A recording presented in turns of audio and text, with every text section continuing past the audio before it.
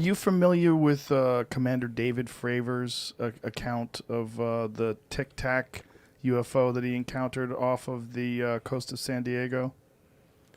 Lex Friedman? Yeah. Lex Friedman interviewed him on his podcast, and I interviewed him as well. And if you ever get a chance to listen to Lex's conversation with him, it's really excellent. But this guy is a naval fighter pilot, and he talked about this thing that they tracked on radar that went from more than 60,000 feet above sea level to 1 foot in less than a second, shaped like a Tic Tac, no visible sign of propulsion, blocked radar, actively jammed their tracking systems, and then went to their predetermined point that they were supposed to, that the fighter jet was supposed to scramble to, went to it 30 miles away in, a couple seconds. Like, they have no idea how it did it. They don't know what it is. Okay. And these guys that were working for the Navy off the coast said they had encountered them several times. They didn't know what they were. They didn't know what to do. Well, do they have they a just did photo nothing. or something? I mean, They do. They have video of it. Okay. They have video of it. They have there's you ever see the New York Times article that came out in 2017 about this stuff? I don't know. Yeah, there was a New York Times article in 2017 that was detailing this, and there's a couple other different sightings that were very similar. They were trying to figure out what these things were and why, and it was also in the COVID relief package that the CIA was supposed to release. Yeah, the politicians are trying to figure out what all this shit is, and so they tried to get them to release all the information they have within 180 days. Honestly, I think I would know if there were aliens. I would hope so. That's why I'm asking you. No, I'd be jumping on that. Be like, you should watch that conversation with Lex. It's sure. Like, here's the thing. Do you think that they would want us to know? Or do you think they would just be observing and making sure we don't blow ourselves up? Would I don't know, if man. You were They're an alien real civilization? They sure are subtle. I mean, if they wanted us to know, obviously they could just, for sure, show up and walk down Main Street, right. Like, hey, I'm an alien, check me out, Right. Here's my spaceship, and just land in the middle of Times Square. I'll be like, right. Okay. Or hover over downtown LA. Yeah. Yeah. We were like, okay, we believe you. Yeah. So whatever they are very subtle, these aliens. How often do you think about it? Zero. Zero? Even though you're thinking about interplanetary travel, you don't really think about aliens. No, I mean, if they show up, I'm like, great, okay, now this is new information. But we...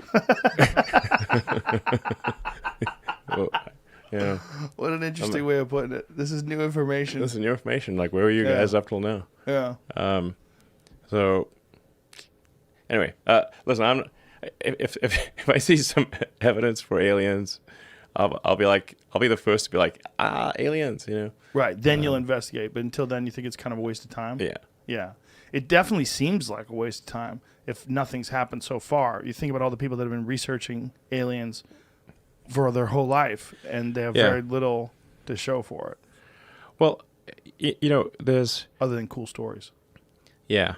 I mean, we have archaeologists going all over the world looking at things. There's this people... Like, if we were to find something like, let's say, like a cube of titanium, just like a 1-inch cube of titanium, let's say in the middle of the pyramid, I'd be like, aliens for sure. There's no way they could have made titanium back then. There's no way. That's hard. That's all. One little, didn't even need a computer. Like, a computer would be like, hey, wow, computers, they didn't have computers back then, so it must be aliens. But even just like some advanced metallurgy, anything, like, we would say anything like that. Right. Nothing like that that we could point to that we can't do. Everything that we found archaeologically is consistent with the time, the technology they had at that time. Archaeologically. Yes. Yeah. So you're just talking about old stuff. Yeah. Yeah, just throughout history. It's not like... Yeah. Like if aliens visited, there'd be something buried somewhere, you'd think. We haven't seen anything. So, anyway... I mean, maybe there are aliens, but they're very subtle. If they are, they're just very, they're being pretty shy.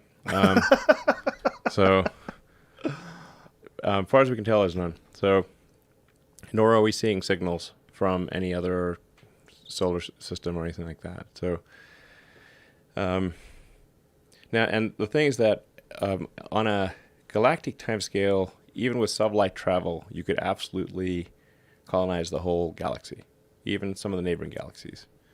So if you said 1,000,000 years and say there's no new physics, could you colonize the galaxy in 1,000,000 years? Absolutely, the entire galaxy. So you would start with Mars, build bases on Mars, then Yeah. use Mars to jump off to all these other planets, set up places there, and Yeah. over thousands of years easily. Yeah, just Yeah. kind of like, So hop from that's- one solar system to the next, and yeah. That it seems like that's imperative. Like that has to happen if the human civilization is going to survive, because our Yeah. planet is just we're too subject to natural disasters and our own folly, and if the species is going to survive, Yeah. we kind of have to escape. It's mostly about the species. I mean, there've been some real doozies of massive meteors and super volcanoes, and the continents moved all over the place, and Earth's been a snowball and super hot. If you read like the geological history of Earth, it's like very long and complicated.